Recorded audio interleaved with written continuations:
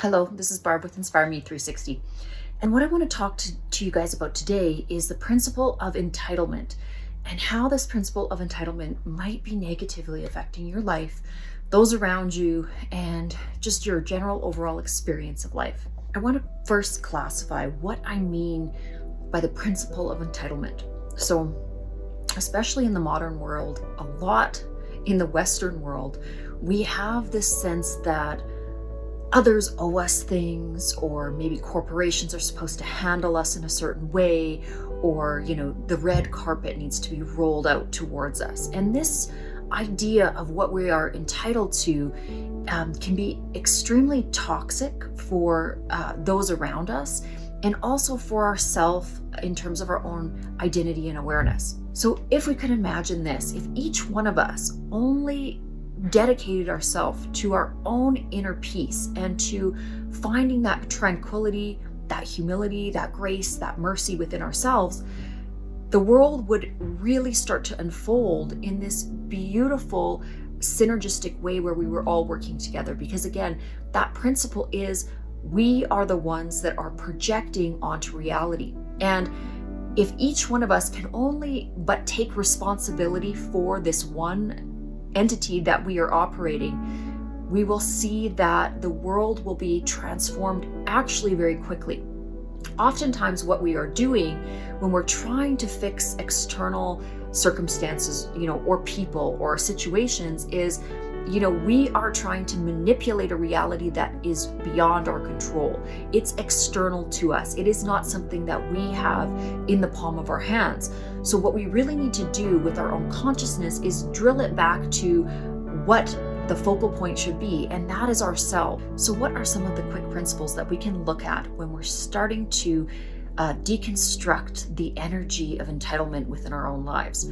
One of the first things that we have to do, and one of my favorite golden rules, do unto others as you would have them do unto you. I know that this is a saying that everybody has, heard many, many times over, but it is such a beautiful and eloquent way to really summarize how you're going to dissolve that energy of entitlement. We have to look at all others as if they were ourselves. And within each and every moment, we have to imagine how we would like to be treated if we were that other person. So irregardless of our social status, our status within the job, if we're a boss, if we're, an employee, we're in management, we always have to look at the other side of the coin. So what would it feel like if we were standing in that other person's shoes? And would we enjoy the way that we were treating that other person? And this is going to also calibrate and be, very, very important with all life forms. So this is not just in interactions between human being and other human being. This is also in interactions that we have with nature, with other animals, how we treat any other living being. We really have to look at how would we like to be treated in that instance. And this is how we elevate our consciousness and we elevate the vibration that we're emitting out into the collective.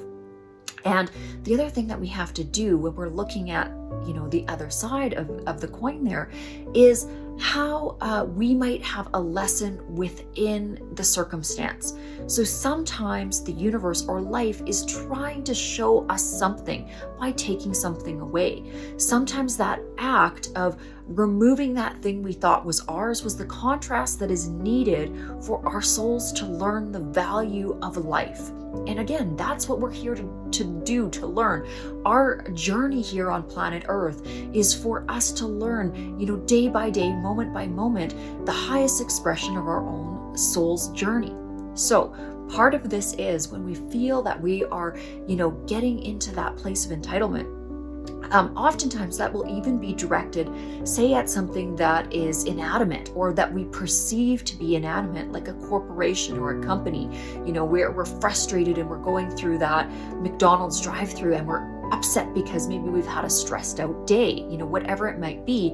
And, we're talking to some sort of electronic voice that's coming through the mechanism that we're ordering through. So again, it's very, very important that we start to see ourselves in others and that we start to embody this type of